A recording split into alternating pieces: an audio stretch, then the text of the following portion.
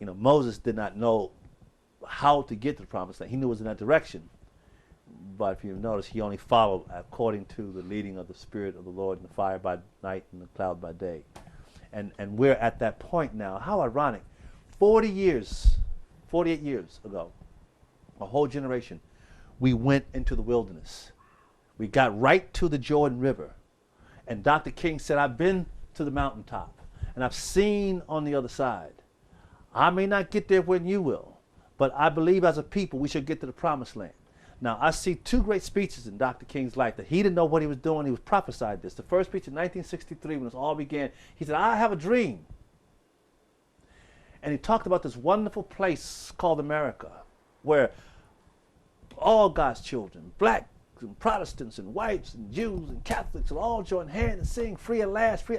That was the promised land he was dreaming about. Now, the night before he was killed, he got the vision of the promised land, where he saw all of us, white, black, brown, red, yellow, in the promised land of America, rejoicing and doing what we need to do. I think, however, when Israel went the first time to the promised land, they got to Jordan, and they panicked.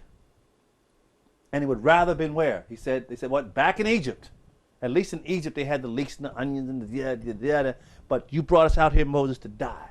And God said, okay, I got to get rid of that generation. 40 years, and I'm going to take a new generation into the promised land.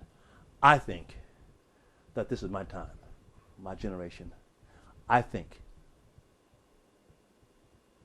know it's time for us to cross the Jordan to go into the promised land that Dr. King talked about, sort of Joshua kind of thing.